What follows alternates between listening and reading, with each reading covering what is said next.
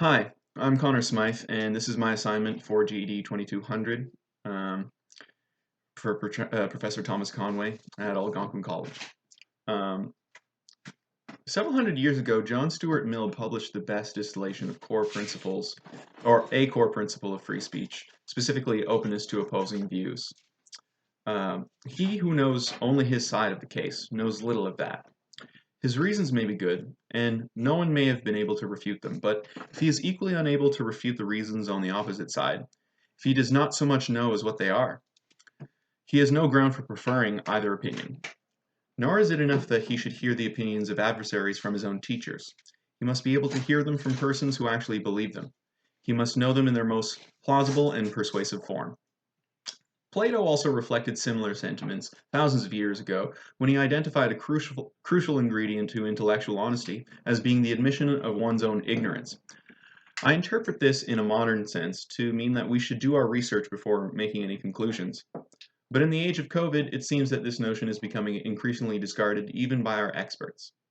I sometimes think how either of these great minds of history would look at the development of free speech since their time, and how they would look at the fact that we've built up in the modern times an unprecedentedly powerful system of global communications networks and technologies that have also spectacularly failed us in a moment of real crisis recently.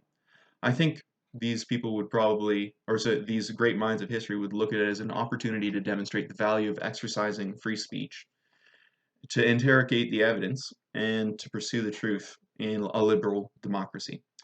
On April 16th, 2020, the World Health Organization, or the WHO, issued guidance on considerations in adjusting public health and social measures, such as large-scale movement restrictions, commonly referred to as lockdowns. On October 13th, they reversed that advice.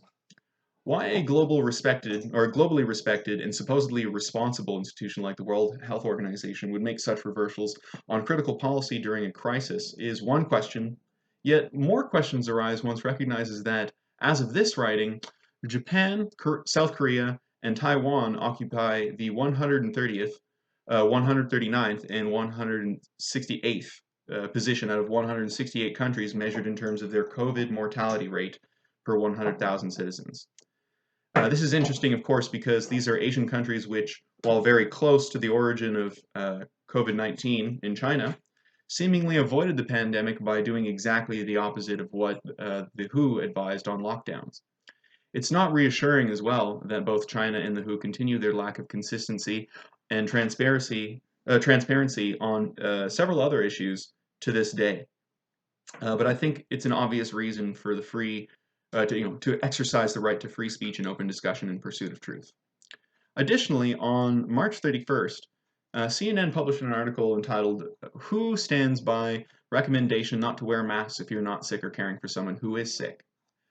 Yet by May 28th, the New York Post reported that the WHO had reversed its advice on masks, recommending healthy people also wear non-medical face masks.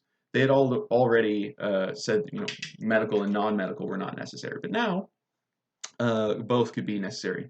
And I think it's rather curious why the WHO would recommend either medical or non-medical masks, as even medical masks' effectiveness at reducing the transmission of respiratory viruses has up until recently never been demonstrated conclusively. I provide evidence in my transcript if you want to look at that. In any case, given this, it becomes a bit more questionable why the cloth muzzles we now repeatedly touch with our hands, both before and after we breathe warm, moist air through and over them, are now widely mandated on pain of fine. What is also of concern, I think, is the differential treatment of peaceful assemblies during the pandemic.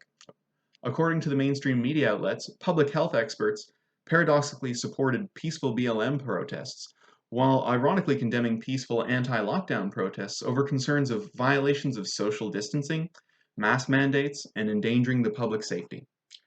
Well, indeed, even when the epidemiologists can't explain the apparent double standard, I think the time for unquestionably accepting the science has passed. This is especially the case now that many leading scientists have finally begun to speak out against the lockdowns. I think it's a little late now, however. I provide all the link to these claims in my transcript as well. What's obvious I think, is that almost everyone in the world has had their lives permanently disfigured by this virus and the global response to it, which have been largely questionable since the beginning, at every step since, and at almost every level. Additionally, that so many of our critical authoritative institutions have meanwhile proven untrustworthy in such a time of crisis should bring comfort to no one. I hope it serves to spark discussion, of course, but based on the evidence, I think I submit, I should say, that the development of the COVID-19 situation from a minor concern to a global pandemic in only a few months, and with unprecedented duplicity on the part of our most trusted institutions, is a true test of the value of free speech, if there ever were one.